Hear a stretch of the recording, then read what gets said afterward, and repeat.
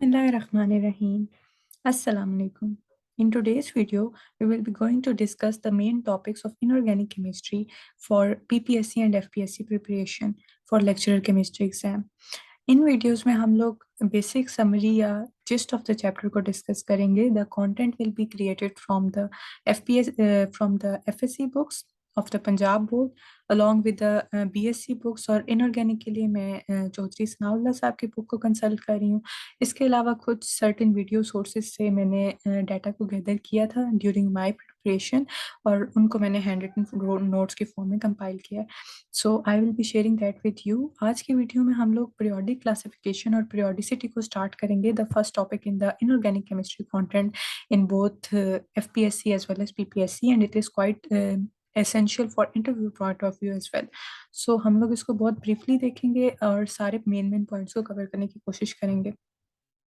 सबसे पहले अगर हम लोग ब्रीफ हिस्ट्री की बात करें तो जो फर्स्ट मुस्लिम साइंटिस्ट हमारे पास जिसने क्लासिफिकेशन कराई थी एलिमेंट्स की depending upon their physical properties and the chemical properties, it was already. Then next हमारे पास सेकंड पे आ जाते हैं डोबरेनियर. डोबरेनियर ने जो कि एक जर्मन केमिस्ट है, उन्होंने 1829 में क्लासिफिकेशन कराई थी एलिमेंट्स की इनटू ट्राइड्स. ट्राइड्स बेसिकली हमारे पास होते हैं as the name indicates tri, so it is a group of 3 elements. और इसमें जो अरेंजमेंट था वो एटॉमिक मैसेस की बेस पे था, क्योंकि हमारे पास जो एटॉमिक नंबर की डिस्कवरी है वो 1913 में हुई थी बाय द मोजले, जब उन्होंने एक्स्ट्रा एक्सपेरिमेंट्स करवाए थे. तो उससे पहले हमारे पास जितनी भी क्लासिफिकेशंस होती रही हैं पीरियोडिसिटी और पीरियोडिक टेबल से related, they all were based on atomic mass. So ये पॉइंट यहाँ पे इम्पोर्टेंट था. अब ट्राइड्स में अगर हम देखें तो थ्री थ्री एलिमेंट्स के जो उसने ग्रुप्स बनाए थे, उसने एटॉमिक मैसेज के बेस पे इस तरह से बनाए थे कि अगर हम फर्स्ट वाले का और थर्ड वाले एलिमेंट का एटॉमिक मास लें और उनकी एवरेज लें तो हमारे पास सेकंड वाले का एटॉमिक मास आ जाता है. जैसे कि उसने लिथियम सोडियम और पोटाशियम का ट्राइड बनाया. अब अगर इसमें हम लोग लिथियम और पोटाशियम के एटॉमिक मैसेज को ऐड करते हैं डिवाइडेड बाय 2, एवरेज का फॉर्मूला हम अप्लाई करते हैं sum of values divided by number of values, तो हमारे पास आंसर आ जाता है 23. That is the atomic mass of sodium. इसी तरह से उसने डिफरेंट एलिमेंट्स के ट्राइड्स बनाए, जैसे कि क्लोराइड ब्रोमाइड आयोडाइड का ट्राइड बनाया, कैल्शियम स्ट्रोंशियम बेरियम का, सल्फर सेलेनियम एंट्रेलियम का, और इसी तरह से कुछ और एलिमेंट्स के भी. बट इसका ड्रॉबैक क्या था, that this was not fit for all elements, ये सब एलिमेंट्स के लिए सूटेबल नहीं था. सो नेक्स्ट हमारे पास हिस्ट्री में आ जाते हैं न्यूलैंड. न्यूलैंड ने क्या किया, 1864 में लॉ ऑफ ऑक्टेव्स दिया. Octaves as the name indicates, octa से है मतलब एट्थ एलिमेंट. ठीक है. अब इसमें क्या था कि उसने एटॉमिक मास के असेंडिंग ऑर्डर की बेस के ऊपर एलिमेंट्स को डिवाइड किया, मतलब increasing order of their atomic mass की बेस पे उसने उसकी डिवीजन की, सच दैट उसने ये देखा कि जब उसने इंक्रीजिंग एटॉमिक मास की बेसिस पे डिवीजन की है तो हर एट्थ एलिमेंट की सिमिलर प्रॉपर्टीज है. मतलब ये कि यहाँ से 1 से 8 तक हो जाएगा, तो जो एट्थ एलिमेंट है वो सिमिलर टू 1 है, तो उसने वो 1 और 8 सिमिलर है, फिर उसके बाद 16 जो है वो 1 और 8 के सिमिलर होगा. तो every eighth element has common properties with the first one. इसी तरह जो सेकंड वाला है उसकी नाइन्थ के साथ सिमिलर प्रॉपर्टीज होंगी नाइन्थ एलिमेंट के साथ. तो इसको उसने लॉ ऑफ ऑक्टेव्स का नाम दिया. अगेन जो क्लासिफिकेशन या उसका जो रूल था ये एटॉमिक मास की बेस पे था, and it was similar to the musical scale. जिस तरह से हमारे पास म्यूजिक के इंस्ट्रूमेंट में डिफरेंट टोन्स होती हैं, उनमें जिस तरह का अरेंजमेंट फॉलो होता है, उसी किस्म का अरेंजमेंट हमारे पास न्यूलैंड के इसमें फॉलो हो रहा था. अब ये एप्लीकेबल था to most of the elements but generally successful नहीं देखा गया. कुछ इसमें ड्रॉबैक्स थे, कुछ एलिमेंट्स इसको फॉलो नहीं कर रहे थे. अब हमारे पास आ जाता है जो present form of periodic table है, इसकी बेसिकली 2 केमिस्ट ने इसको इंडिपेंडेंटली कंसीव किया. एक हमारे पास आ जाते हैं मेंडलीव, जिनके बारे में हम लोग ज़्यादातर जानते हैं, he was a Russian chemist. और इसके अलावा हमारे पास आ जाते हैं लोथर मेयर. लोथर मेयर जो थे, he was a German chemist. So Mendeleev ने क्या किया, 1869 में उसने एलिमेंट्स को अरेंज किया on the basis of their ascending order of atomic mass, जो कि हमारे पास रूल यहाँ पे इसने यूज किया था न्यूलैंड ने. तो न्यूलैंड की ही स्कीम को बेसिकली मेंडलीव ने एक्सटेंड किया. उसने असेंडिंग ऑर्डर के बेस पे सारे जितने भी एलिमेंट्स उस टाइम पे नाउन थे उनको डिवाइड किया, और उसने हॉरिजॉन्टल रोज और वर्टिकल रोज में उनको डिवाइड किया. हॉरिजॉन्टल रोज को उसने पीरियड्स का नाम दिया और वर्टिकल रोज को उसने ग्रुप्स का नाम दिया, और टोटल उसके पीरियोडिक टेबल में 8 ग्रुप्स थे. अब इसके अलावा इसने पीरियोडिक लॉ दिया कि जो एलिमेंट्स जिनके सिमिलर केमिकल प्रॉपर्टीज हैं वो रेगुलर इंटरवल्स पे अपीयर होते हैं। जिस तरह से न्यूलैंड ने कहा था कि हर 8th एलिमेंट जो है वो उसकी सेम केमिकल प्रॉपर्टीज है, तो इसने उसी को थोड़ा सा डिफरेंट करके प्रेजेंट किया है कि हमारे पास जो सिमिलर केमिकल प्रॉपर्टीज के एलिमेंट्स हैं, अगर हम एटॉमिक मास के बेसिस पे उसको अरेंज करते हैं, so the elements with the similar properties occur at regular intervals. तो ये इसका पीरियोडिक लॉ हमारे पास आ गया। अब इस टाइम पे सारे एलिमेंट्स नाउन नहीं थे, कुछ एलिमेंट्स थे जिनके बारे में मेंडलीव श्योर था कि ये एग्जिस्ट करते हैं, बट उस टाइम पे ये नाउन नहीं थे। जैसे कि हमारे पास जर्मेनियम आ गया, स्कैंडियम आ गया, गैलियम आ गया। तो उसने उनके लिए एम्प्टी स्पेसेस लीव कर दी थी और उसने उनको सर्टेन नेम्स दे दिए थे। जैसे कि जर्मेनियम का नेम उसने एका सिलिकॉन दे दिया, मतलब आफ्टर सिलिकॉन। मतलब हमारे पास अगर हम अब प्रेजेंट पीरियोडिक टेबल देखें तो उसमें सिलिकॉन के बाद जर्मेनियम आता है नीचे। तो उस टाइम पे तो जर्मेनियम नॉन नहीं था, तो उसने यहाँ पे एक एम्प्टी स्पेस छोड़ दी और उसने कहा यहाँ पे एका सिलिकॉन आएगा, यानी आफ्टर सिलिकॉन। इसी तरह से गैलियम की उसने एम्प्टी स्पेस छोड़ी और उसको एका एल्यूमिनियम का नाम दिया। अब इसमें एडवांटेज क्या था कि एक तो ये कि इसने एलिमेंट्स की एक फर्स्ट टाइम इस तरह से एक टेबुलर फॉर्म में उनका पीरियोडिक टेबल प्रेजेंट किया था। सेकेंडली उसमें सर्टेन एटॉमिक मैसेज जो है वो करेक्ट हुए थे, मतलब जब वो अरेंज कर रहा था प्रॉपर्टीज के बेस पे, तो इंडियम का एटॉमिक मैस, बेरिलियम का, यूरेनियम के, इनके एटॉमिक मैसेज जो उस टाइम पे नॉन थे वो इसने देखा कि ये करेक्ट नहीं है और इसने इनमें करेक्शन करवाई थी। जैसे कि इंडियम का पहले समझा जाता था कि इंडियम ऑक्साइड INO के फॉर्म में एग्जिस्ट करता है, इसी बेसिस के ऊपर इसका मैस कैलकुलेट किया गया था, जो कि गलत था। मेंडलीव ने ये प्रेजेंट किया कि इंडियम INO के फॉर्म में एग्जिस्ट नहीं करता, बल्कि इंडियम 2O3 के फॉर्म में एग्जिस्ट करता है। मतलब ये इसका करेक्ट मॉलिक्यूलर फॉर्मूला है और उसकी बेसिस पर फिर उसने मैस को करेक्ट किया। इसी तरह से उसने बेरिलियम और यूरेनियम के मैसेज को भी करेक्ट किया था। अब इसके डीमेरिट्स आ जाते हैं, या इसमें जो फ्लॉज थे या ड्रॉबैक्स थे वो क्या थे हमारे पास। डीमेरिट्स, तो हमारे पास जो 2A और 2B के एलिमेंट्स हैं उनको सिमिलर ग्रुप में रखा गया। 2A और 2B हमारे पास क्या है, बेसिकली 2A में हमारे पास आ जाता है beryllium, magnesium, calcium, strontium, barium, ये हमारा 2A है। और 2B हमारे पास आ जाता है, जो हमारे पास आता है ट्रांजिशन ग्रुप में, जो कॉइनेज मेटल्स हमारे पास आ जाते हैं। तो इसने क्या किया था, इसको उस टाइम पे तो हमारे पास मेन ग्रुप और ट्रांजिशन का कॉन्सेप्ट नहीं था, तो इसने 2A और 2B को एक ही ग्रुप में रख दिया था। लेकिन इसमें कॉन्ट्रडिक्शन पाई जा रही थी, क्योंकि 2A और 2B प्रॉपर्टीज में बहुत ज्यादा फर्क है। 2A बहुत ज्यादा रिएक्टिव होते हैं, लेकिन 2B जो है ये कॉइनिज मेटल्स हैं, इनर्ट हैं, इतने ज्यादा रिएक्ट नहीं करते। तो ये चीज इसकी एक था ड्रॉबैक था इसका, या डीमेरिट था। सेकंड चीज ये थी कि हमारे पास जो आइसोटोप्स थे, अब चूंकि ये क्लासिफिकेशन मैथ्स की बेस पे थी, और आइसोटोप्स का हम लोगों को पता है कि एटॉमिक नंबर तो सेम होता है, but they have got different atomic masses. So क्योंकि उनके डिफरेंट एटॉमिक मैस हैं, तो इसके टेबल में, मेंडलीव के टेबल में, उनको डिफरेंट पोजीशन दी गई थी। अब प्रेजेंट हमारे पास चूंकि एटॉमिक नंबर की बेस पे होता है, तो अब ऐसा नहीं होता। अब हमारे पास जो है वो आइसोटोप्स को अलग अलग हम नहीं मेंशन करते पीरियोडिक टेबल पे, क्योंकि हम लोग एटॉमिक नंबर के बेस पे उसको क्लासिफाई कर रहे हैं। लेकिन मेंडलीव ने जब किया था तो उसने आइसोटोप्स को डिफरेंट पोजीशंस दी थी। फिर इसके अलावा गोल्ड और प्लाटिनियम को उसने डिफरेंट ग्रुप्स में रखा, हालांकि they are quite similar in their properties. फिर हाइड्रोजन के लिए वो कोई फिक्स पोजीशन प्रपोज ना कर सका, उसको 1A का मेंबर भी समझा जा रहा था और 7A का भी, because it has similarities to both of them. इनको हम थोड़ा आगे भी डिस्कस करेंगे। इसके अलावा ये था कि कुछ ऐसे केसेस थे जहाँ पे उसने arrangement on the basis of properties तो कर दिया, लेकिन बड़े एटॉमिक मास वाला पहले आ रहा था एज कम्पेयर टू छोटा एटॉमिक मास वाला। हम लोगों ने स्टार्ट में बात की थी कि इसने ascending order of atomic masses की बेस पे उसको क्लासिफाई किया था, मतलब पहले छोटा आएगा, फिर उससे बड़ा, फिर उससे बड़ा। बट कुछ एलिमेंट्स के केस में ये ट्रेंड फॉलो नहीं हो रहा था, डिपेंडिंग अपॉन देयर प्रॉपर्टीज। तो हमारे पास कोबाल्ट जो है इसके टेबल में निकल से पहले आ रहा था, हालांकि कोबाल्ट का एटॉमिक मास निकल से ज्यादा है। इसी तरह ट्रिलियम जो है ये आयोडीन से पहले आ रहा था, हालांकि ट्रिलियम का एटॉमिक मास ज्यादा है एज कम्पेयर टू आयोडीन। तो ये इसके कुछ ड्रॉबैक्स थे। और लेटर ऑन जो इसमें इंप्रूवमेंट्स हुई हैं मेंडलीव के पीरियोडिक टेबल में over the period of history, एक तो ये कि हमारे पास 8A यानी नोबल गैसेस के लिए एक सेपरेट ग्रुप इंट्रोड्यूस कराया गया, जो कि पहले नहीं था, क्योंकि मेंडलीव के टाइम पे नोबल गैसेस जो है वो डिस्कवर नहीं हुई थी। और सेकेंडली हमारे पास जो 2A और 2B का भी हम लोगों ने प्रॉब्लम डिस्कस किया था, that they are very much similar, they are placed in a similar group but they have got different properties. So in the later on in the modern periodic table हमारे पास जो 2A और 2B है इनको separate करवाया गया है। तो ये मेंडलीव का काम था। नेक्स्ट हमारे पास है लोथर मेयर का काम।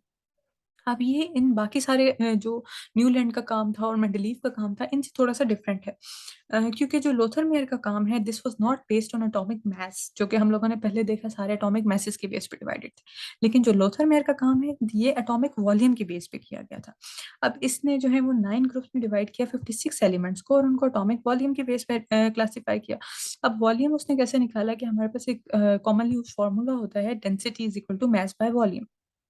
अब अगर हम इन दोनों को इंटरचेंज कर देते हैं, वॉल्यूम को हम इधर ले आते हैं, डेंसिटी को इधर ले जाते हैं, और मैस को हम एटॉमिक मैस और वॉल्यूम को एटॉमिक वॉल्यूम कंसिडर करते हैं, तो एटॉमिक मैस को हम ले लेंगे एएमयू में, ठीक है। डेंसिटी को हम उसके जो यूनिट्स हमारे पास कॉमनली यूज होते हैं, ग्राम पर सेंटीमीटर क्यूब, और उनमें हम ले सकते हैं, और एटॉमिक वॉल्यूम हमारे पास आ गया सेंटीमीटर क्यूब में।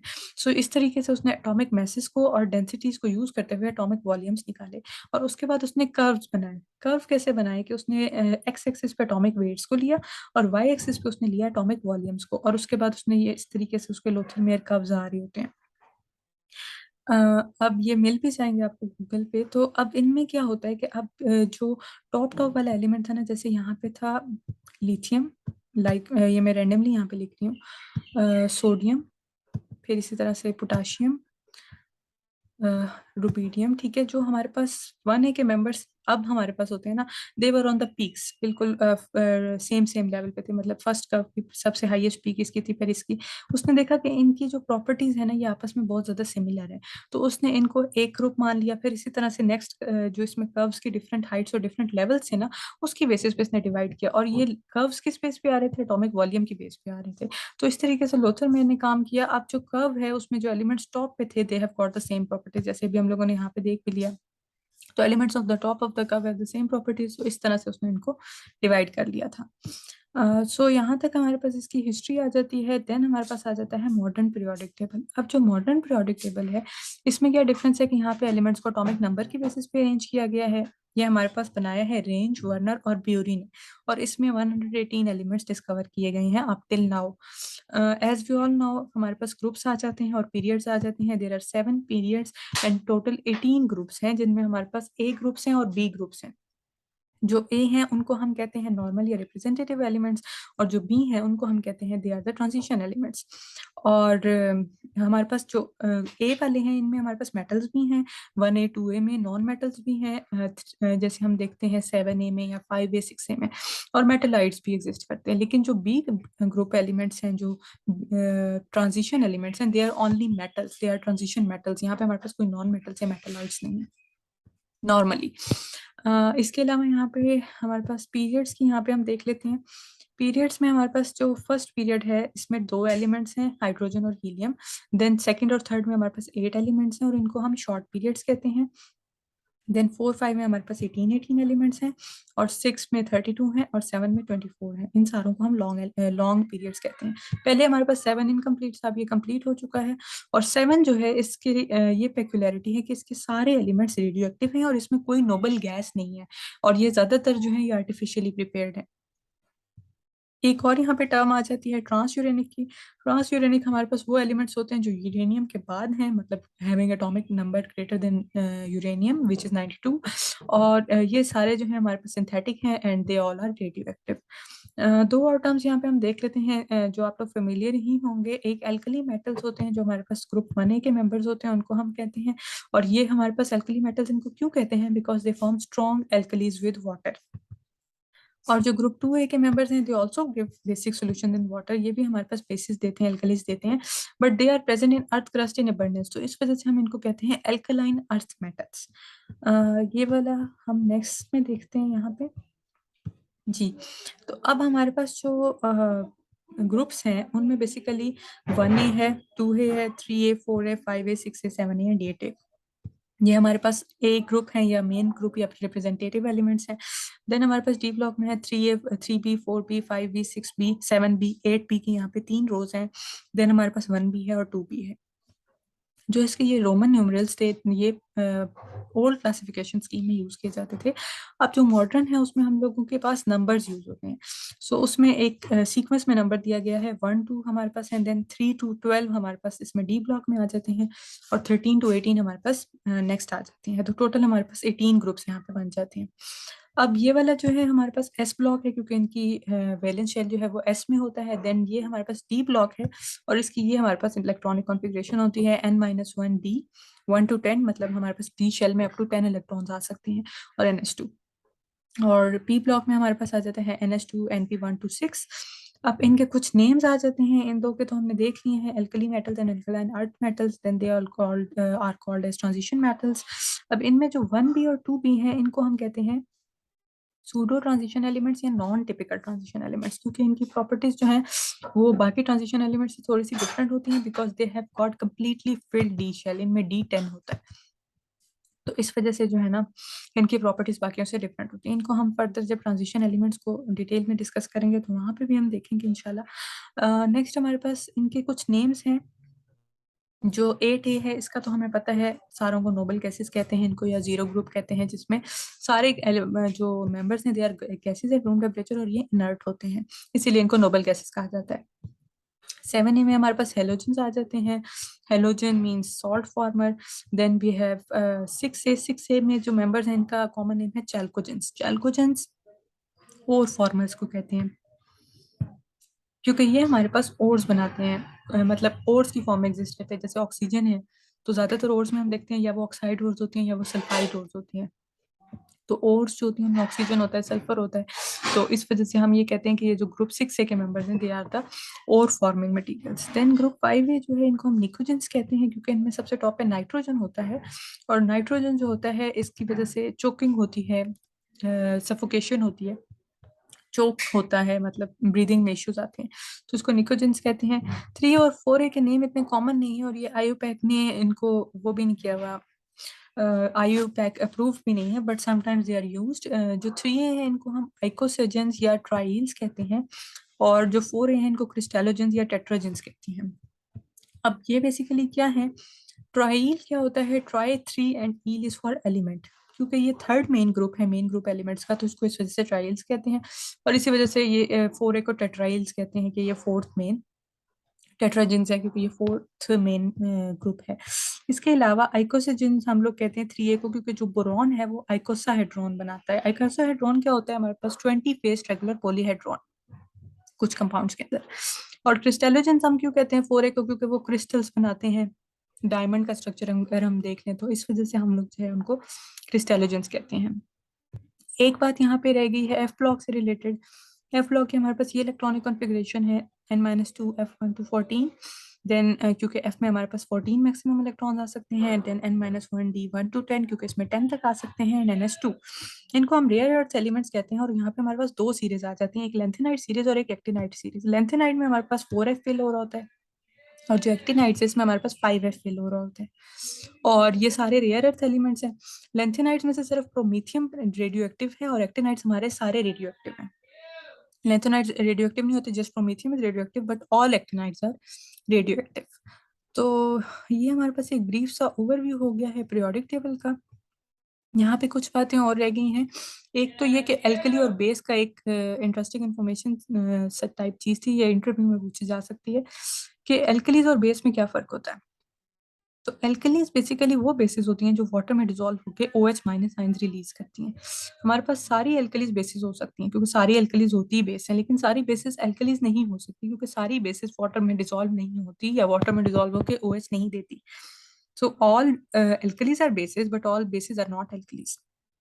Another thing was that word alkali जो है हमारे पास ये अरेबिक वर्ड से आता है एल्कली। एल्कली मीन्स एशेस, क्योंकि जो एशेस होते थे यहाँ पे मेडिवल साइंटिस्ट जो थे उन्होंने क्या किया था, उन्होंने जो एशेस थी वो कुछ उसका पोर्शन मेल्ट हो जाता था हीटिंग पे, और कुछ जो थी वो मेल्ट नहीं होती थी, लेकिन वो डिसॉल्व हो जाती थी एसिड्स में, मतलब वो बेसिक होती थी। तो बेसिकली जो पोर्शन उनका मेल्ट हो जाता था वो कार्बोनेट्स होते थे सोडियम पोटेशियम के, और जो मेल्ट नहीं होता था वो अल्कलाइन अर्थ होते थे, क्योंकि जो कार्बोनेट्स और सोडियम पोटेशियम होते हैं ये हमारे पास 1A के होते हैं और ये 2A के होते हैं, बट उस टाइम पे ये चीज़ें पता नहीं थी कि इनका डिफरेंट बिहेवियर क्यों है। तो जस्ट ये एक ऑब्जर्वेशन थी मेडिवल साइंटिस्ट की, कि जो हमारे पास एशेस का पोर्शन कुछ मेल्ट हो जाता है और कुछ नहीं मेल्ट होता है, और जो मेल्ट हो जाता है वो ये थे कार्बोनेट्स ऑफ सोडियम और पोटेशियम, और जो मेल्ट नहीं होते वो हमारे पास अल्कलाइन अर्थ थे। नेक्स्ट हमारे पास यहाँ पे मोज़ले का वर्क आ जाता है। उसने एटॉमिक नंबर प्रपोज किया था 1913 में, एक्सरे स्पेक्ट्रास उसने दिए थे 38 डिफरेंट एलिमेंट्स के using the Bragg's crystal spectrometer, और उसने जो एलिमेंट्स उनको डिवाइड किया था इनटू द के सीरीज एंड एल सीरीज। अब के सीरीज क्या होती है, जब हमारे पास एलिमेंट्स में जो इलेक्ट्रॉन्स हैं वो हायर शेल से के शेल में फॉल करते हैं, और एल सीरीज में हमारे पास वो हायर शेल से एल शेल में फॉल करते हैं। तो इस बेसिस पे उसने दो सीरीज प्रपोज की थी, के सीरीज एंड एल सीरीज, और इसने एक फॉर्मूला दिया था √VA × Z - P। यहाँ पे हमारे पास जो V है वो उसकी फ्रीक्वेंसी आ जाती है स्पेक्ट्रल लाइंस की, ए बी कांस्टेंट थे और जी हमारे पास एटॉमिक नंबर आ जाता है। तो यहाँ पे फर्स्ट टाइम इसने प्रपोज किया था कि जो basically properties of elements govern होती हैं वो एटॉमिक नंबर की बेस पे होती हैं, नॉट ऑन देयर मैसेज। फिर हमारे पास ये हमने देख लिया ऑलरेडी ही कि ब्लॉक्स हमारे पास पीरियोडिक टेबल में 4 हैं, S block, P block, D block and F block. एक यहाँ पे चीज थी कि डी ब्लॉक में हमारे पास 4 सीरीज होती है, मतलब 4 ऐसे पीरियड्स होते हैं डी ब्लॉक के अंदर। और यहाँ पे डी ब्लॉक जो होता है इनको हम पेन अल्टीमेट कहते हैं, और जो एफ ब्लॉक होता है उनको एंटी पेन अल्टीमेट कहते हैं। अब ये क्या चीज़ है कि हमारे पास जो वैलेंस शेल होता है ना, उससे अंदर वाला जो शेल होता है उसको कहते हैं पेन अल्टीमेट शेल N-1, और जो वैलेंस शेल के अंदर वाला शेल होता है उसको कहते हैं antepenultimate. D block की इलेक्ट्रॉनिक कॉन्फ़िगरेशन में हमने देखा था N-1D समथिंग था। तो N-1 मीन्स इट्स पेनल्टीमेट और N-2 means it's anti penultimate. और एफ ब्लॉक में टोटल हमारे पास 28 एलिमेंट्स हैं। तो ये मेन चीज़ें थी। अब इसका नेक्स्ट जो रिमेनिंग पार्ट हमारे पास रह गया उसको हम इसके नेक्स्ट पार्ट में डिस्कस करेंगे। Hopefully this was helpful for you, और अपनी कमेंट्स में बताइएगा अगर दिस वीडियो वाज हेल्पफुल और नॉट, और अगर इसमें मजीद कुछ आप लोग एडिशंस करना चाहते हैं या if there is any mistake, so you can let me know in the comment section. So that's all from this video. We'll see you in the next video inshallah. Allah Hafiz.